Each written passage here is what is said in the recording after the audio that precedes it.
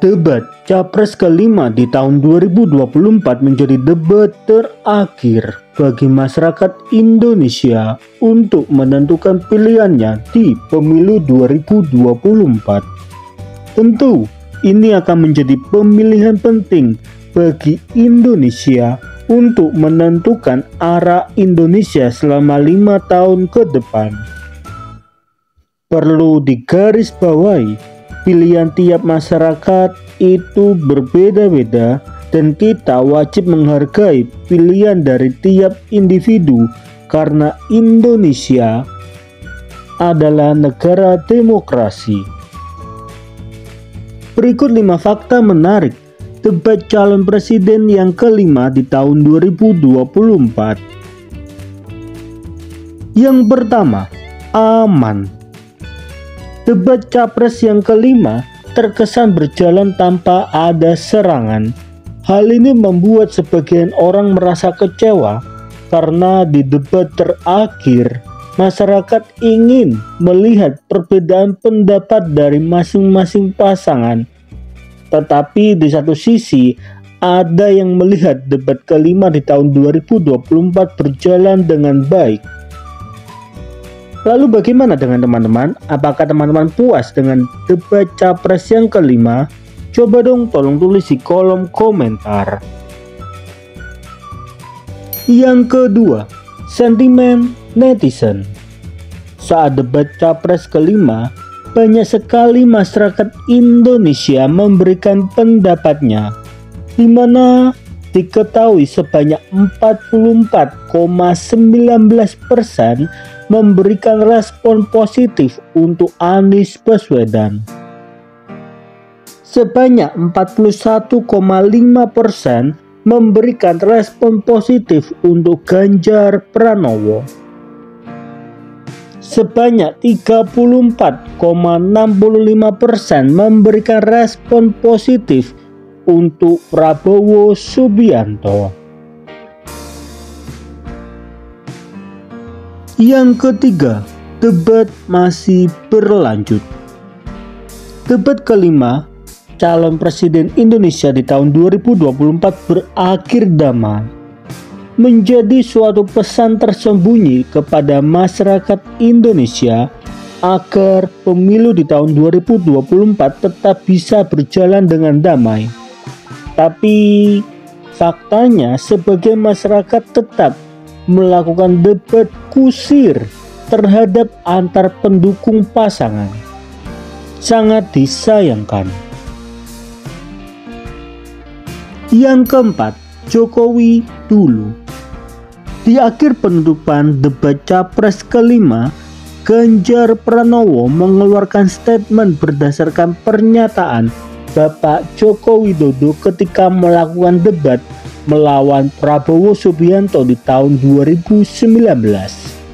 Ganjar mengatakan, beliau menyampaikan dan kita diingatkan untuk tidak memilih calon yang mempunyai potongan diktator dan otoriter serta mempunyai rekam jejak pelanggar HAM, yang punya rekam jejak melakukan kekerasan, yang punya rekam jejak masalah korupsi.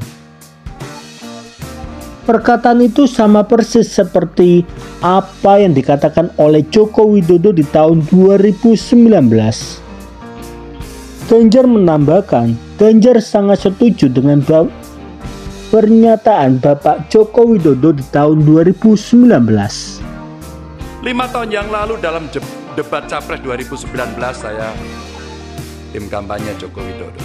Beliau menyampaikan dan kita diingatkan untuk tidak memilih calon yang punya potongan diktator dan otoriter dan yang punya rekam jejak pelanggar HAM, yang punya rekam jejak untuk melakukan kekerasan, yang punya rekam jejak masalah korupsi.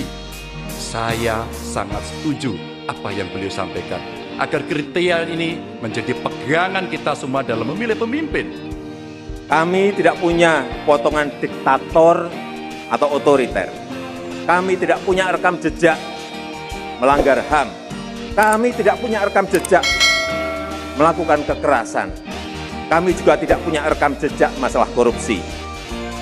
Jokowi Amin akan pertaruhkan jabatan dan reputasi, dan akan kami gunakan semua kewenangan yang kami miliki untuk perbaikan bangsa ini.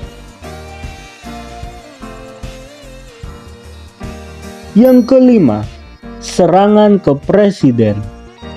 Menariknya pada debat kelima Capres 2024, Ganjar dan Anies seakan-akan kompak untuk menyerang Presiden Republik Indonesia soal bantuan sosial. Karena memang tidak bisa dipungkiri, tepat sebelum debat kelima dimulai, Bapak Presiden Joko Widodo melakukan atau membagi bantuan sosial di depan Istana Negara tanpa didampingi oleh Menteri Sosial. Tentu saja aksi dari Bapak Presiden Joko Widodo saat itu menimbulkan berbagai macam perspektif. Dan hal itu disindir dengan sangat jelas oleh Anies Baswedan dengan dipancing oleh Ganjar Pranowo. Jadi, di pemilu 2024, teman-teman pilih siapa? Coba dong tolong tulis di kolom komentar. Lagi rame kita mau tanya soal bansos. Karena banyak klaim yang diberikan seolah-olah ini bantuan orang per orang atau kelompok. Bagaimana tata kelola bansos agar satu tidak saling klaim? Yang disebut sebagai bansos adalah bantuan untuk si penerima, bukan bantuan untuk si pemberi. Karenanya dia diberikan sesuai dengan kebutuhan si penerima. Kalau penerimanya membutuhkan bulan ini, ya diberi bulan ini. Kalau dibutuhkannya 3 bulan lagi, ya 3 bulan lagi. Tidak usah dirapel semuanya. Dijadikan sebagai sesuai kebutuhan. Itulah yang disebut sebagai bansos tanpa pamrih. Ketika saya bertugas di Jakarta, semua paket bansos di kerdusnya diberikan label dibiayai APBD DKI Jakarta, bukan dari gubernur, dari uang rakyat lewat APBD DKI Jakarta. Jelas posisinya.